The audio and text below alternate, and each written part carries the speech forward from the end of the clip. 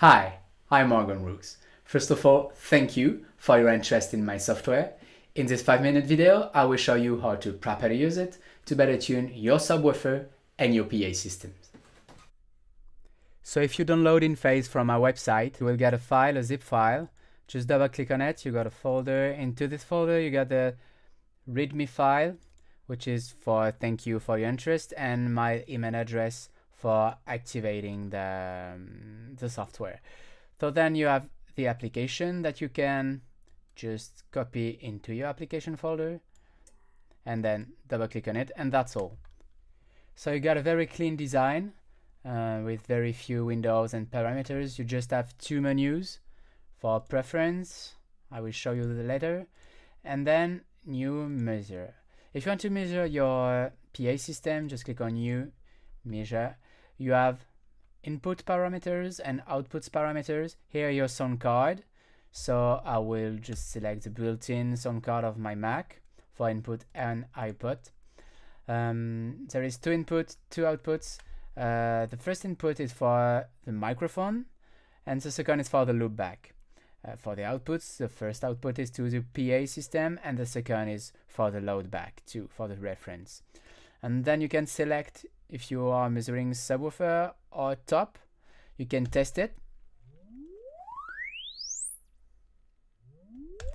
So it plays a sweep, and when you're done with testing, you just click again on the button to stop it.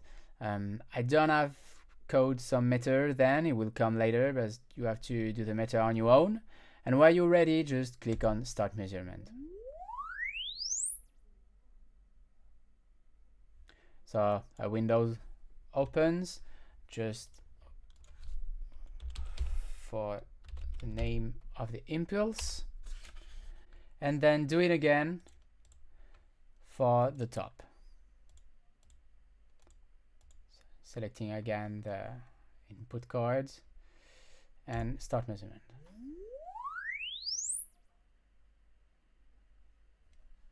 So we will say this is the top for the example.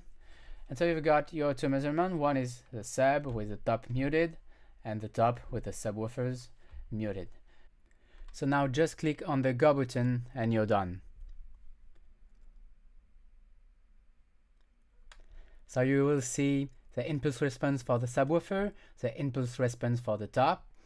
Here is a transfer function. The color are related. That means that blue, green, and the orange is a summation of two. This is a relation between the two signals, and at the bottom in bold you will show the result. So that means which signal you have to delay and how much. Here you have to delay top of 0.5 millisecond, and you don't have to switch phase. That means that you don't have to add an out of phase on the sub or an out of phase on the top. If you go to File Preferences, you just have few parameters for the moment. You will have parameters for transfer function for the zoom, and then you will have a parameter for phase shift, which means that if you let it to auto, the software will decide if you have to phase shift subs or top for a better correlation, a better tuning. But you can force it if you want, obviously, to add a phase shift on one of both. You can. You force the software to compute with the out of phase. And for example here, if you compute again, so you'll see he had an out of phase on the top, and then if you zoom in, okay, and then you see the results has changed. You should delay the subwoofer of 6 milliseconds and put an out of phase, which makes sense with the previous result.